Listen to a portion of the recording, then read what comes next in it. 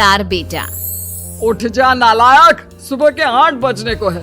तुझे एग्जाम नहीं देना क्या? थोड़ी देर और सोने दीजिए ना पापा। तू उठता या फिर मैं तेरे ऊपर पानी फेंकूं?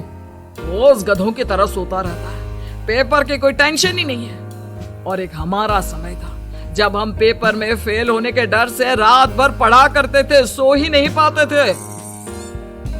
तो क्या आप उसका बदला मुझसे लेंगे? मैं 15 मिनट बाद उठ जाऊंगा, आप प्लीज जाइए, मुझे डिस्टर्ब मत कीजिए। इतना कहकर रौनक रजाई ढककर फिर से सो जाता है।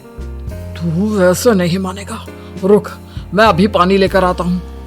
बस फिर क्या था, इतना कहकर वो भागते हुए बाथरूम में जाते हैं और पानी की एक बड़ी सी बाल्टी लाकर रौनक के ऊपर फेंक देते हैं। पानी पड़ते ही रौनक झट से उठ जाता है। ये आपने क्या किया पापा? अब तो उठेगा नहीं तो यही करना पड़ेगा ना। वैसे थैंक्स डैड, आपके कारण ना अब मुझे नहाने की भी जरूरत नहीं पड़ेगी। चलिए अब आप माँ से बोलकर मेरे कपड़े निकलवा दीजिए, तब तक मैं ब्रश कर लेता हूँ। वैसे कल ना आप एक काम और करना, नहलाने के साथ साथ मुझे ब्रश भी करवा देना। ये ब्रश करने में ना मुझे बहुत आलस आता है। रौनक की बातों से अरविंद का मुंह खुला का खुला रह जाता है। वो अपनी पत्नी कमला के पास जाता है और रौनक की हरकतों के बारे में बताता है, जिसे सुन उसकी पत्नी हंसने लगती है। तुम अपने बेटे को समझाने के बजाय हंस रही हो। रौनक बच्चा है, धीरे धीरे सुधर जाएगा। आप क्यों उसके पीछे पड़े रहते हो? अभी नहीं सुधरेगा तो कब सुधरेगा? 10वीं क्लास में है रौनक, वो अब कोई बच्चा नहीं रहा। अरविंद के इतना बोलते ही वहाँ रौनक भी आ जाता है। क्या डैड, मैंने आपको एक काम दिया था, वो भी नहीं हुआ आपसे। अरे क्या हुआ बेटा? माँ, मैंने डैड से बोला था कि वो आपको बोलकर मेरे स्कूल की यूनिफॉर्म निकाल दे, लेकिन मेरे पीछे पड़ने के अलावा इनसे एक काम ढंग से नहीं होता। देख रही हो कमला, देख रही हो अपने लाडले को? अरे आप चुप रहिए जी। चलो बेटा, मैं तुम्हें कपड़े निकाल कर दे देती हूँ। बस ऐसे ही साल पर साल बीतते जाते हैं, लेकिन रौनक के रवैये में कोई बदलाव नहीं आता। वो पहले से भी ज्यादा आलसी और पूरी तरह अपने माता पिता पर निर्भर हो जाता है। 2 साल बाद पता नहीं कहाँ गायब रहता है पूरे दिन, अब तक तो आ जाना चाहिए था। अरे आप इतनी फिक्र क्यों कर रहे हैं उसकी? दोस्तों के साथ खेल रहा होगा, आ जाएगा अभी। ये कोई टाइम है खेलने का? 10 बजने वाले हैं, इतनी रात में कौन खेलता है? कमला कुछ कहती उससे पहले ही रौनक वहाँ आ जाता है। मम्मी जल्दी से खाना लगा दो, बहुत भूख लग रही है। तुम्हें तब तक खाना नहीं मिलेगा जब तक तुम बता नहीं देते कि इतनी रात गए कहाँ से आ रहे हो। ओह प्लीज डैड, अब आप एसी पे प्रद्युमन बनकर मेरे सर पर बंदूक लेकर मत बैठ जाना। अपनी फालतू की बकवास बंद कर और बता कहाँ से आ रहा है। माँ अब समझाइए ना डैड को। बता देना बेटा, इनको भी तसल्ली हो जाएगी। आप बोल रही हैं तो बता देता हूँ, मैं दोस्तों के साथ मूवी देखने गया था, इसलिए देर हो गई। तो इन सब चीजों में मेरे पैसे उड़ाता है। कभी 1 रुपया कमाने के बारे में सोचा है तूने? जब देखो हवा की तरह पैसे उड़ाता रहता है। माँ अब आप इन्हें चुप करा दीजिए, वरना ना मुझे गुस्सा आ जाएगा। अच्छा क्या कर लेगा? बता ना क्या कर लेगा तू? वैसे बात तो ठीक ही है, मैं कर ही क्या सकता हूँ। पैसे तो फिर भी मैं आपसे ही मांगूंगा ना। चलिए अब ये सब बात छोड़िए और मम्मी मेरे लिए खाना लगा दीजिए। अभी लगा देती हूँ बेटा। मैं बता रहा हूँ कमला, एक दिन ये ऐसे ही बिगड़ जाएगा। ओफो, आप क्यों इतना पीछे पड़े रहते हो मेरे बच्चे के? बात की बाद में देखेंगे, अभी आप शांति से उसे खाना खाने देंगे। अगले दिन डैडी मुझे 10,000 रुपए चाहिए। हाँ? अब इतने पैसे क्यों चाहिए तुझे? डैड अब बिना सवाल किए कभी पैसे नहीं दे सकते क्या? जब तक तू बताएगा नहीं तुझे पैसे भी नहीं मिलेंगे। अरे अब आप अपने बेटे को पैसे भी नहीं दे सकते? नालायक, तेरी उम्र के लोग नौकरी करते हैं और एक तू है जो नौकरी करने का नाम ही नहीं लेता कभी। आप लोगों के होते हुए भला मैं नौकरी क्यों करूं? अरे हम कब तक पैसे देंगे तुझे? तुझे भी तो अपने पैरों पर खड़ा होना होगा ना। कौन सा उधार के पैरों पर खड़ा हूँ? अपने ही तो पैरों पर खड़ा हूँ मैं।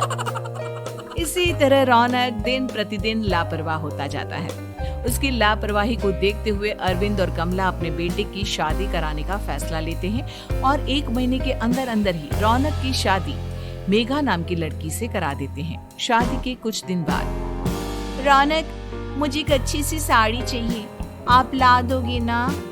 हाँ, क्यों नहीं। कितने तक की आती है साड़ी?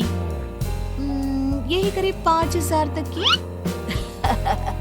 तुम चिंता मत करो, मैं आज ही डैडी से पैसे मांगकर तुम्हारे लिए साड़ी ले आऊंगा। आप कब तक ऐसे ही अपने पापा से पैसे मांगते रहेंगे?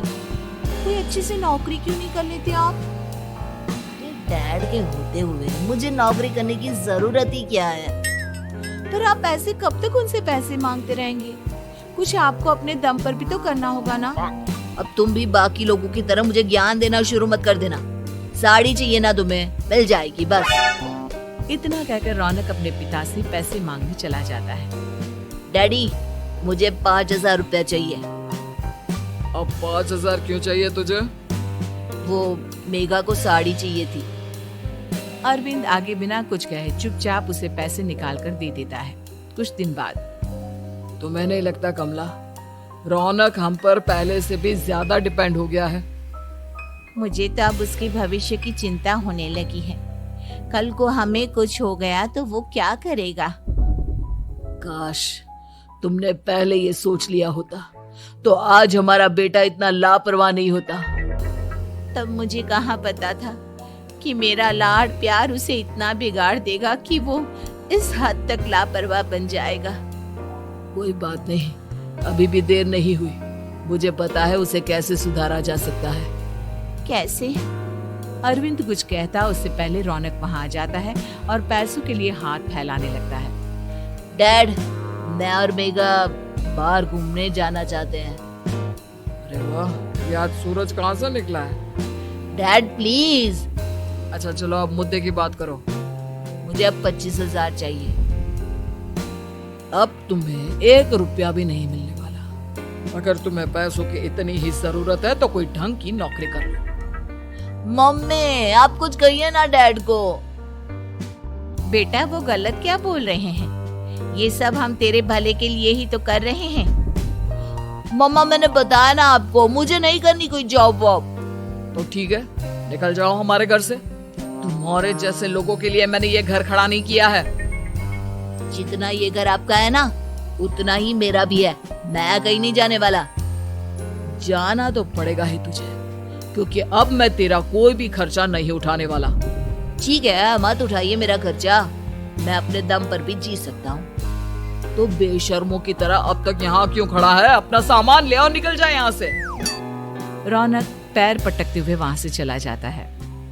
घर से निकालना जरूरी है क्या उसे? बिना पैसों के कौन रखेगा उसे किराए पर? अगर उसका भविष्य सुधारना है तो हमें अपने दिल पर पत्थर रखकर ये कदम उठाना ही होगा। दोनों बात कर रहे होते हैं कि रौनक अपनी पत्नी के साथ एक बड़ा सा बैग लेकर घर से निकल जाता है, लेकिन घर से बाहर उसे कोई भी मुफ्त में अपने घर किराए पर नहीं रखता। अंत में थक हार कर वो फिर से अपने घर चला जाता है। क्या हुआ? थोड़ी देर पहले तो दहाड़ते हुए घर से निकला था, अब क्या हुआ? नहीं रखा ना किसी ने तुझे किराए पर? डैड प्लीज, मैं कुछ दिनों में कोई अच्छी सी नौकरी शुरू कर दूंगा। आप तब तक तो हमें रख लीजिए प्लीज। सुबह से रात हो चुकी है लेकिन कोई हमें रखने को राजी नहीं है। अब आप ही बताइए, इतनी रात को मैं मेघा को लेकर कहाँ जाऊंगा? ठीक है, बहू की वजह से मैं तुझे घर पर रख रहा हूँ, लेकिन तू इस घर में एक बेटे की नहीं बल्कि एक किराएदार की हैसियत से रहेगा। 3 महीने है तेरे पास। इन 3 महीनों के अंदर अंदर मुझे तेरी पहली तनख्वाह हाथ में चाहिए, समझ गया? पक्का डैड, इन 3 महीनों के अंदर अंदर तो कोई बढ़िया सी नौकरी ढूंढ ही लूंगा मैं। ऐसे ही धीरे धीरे समय बीतने लगता है और अरविंद के दिए 3 महीनों में से 2 महीने बीत चुके होते हैं। पापा जी ने हमें 3 महीने दिए थे, जिसमें से 2 महीने तो बीत चुके हैं। अब ये आखिरी महीना बचा है। अरे तुम चिंता मत करो, आज मेरा ना 2 जगह इंटरव्यू है, दोनों में से कहीं ना कहीं तो जॉब लग ही जाएगी। अच्छा, all the best. Raunak interview के लिए निकल जाता है, जिसके बाद शाम में रौनक घर आता है। कैसा गया इंटरव्यू? आपकी नौकरी लगी या नहीं? अरे पहले सांस तो ले लेने दो अच्छे से। बताइए ना, मुझसे तो जरा भी इंतजार नहीं हो रहा है। वो दरअसल बात यह है कि मेरी नौकरी तो लग चुकी है, लेकिन पैसे बहुत कम है। कितने पैसे हैं?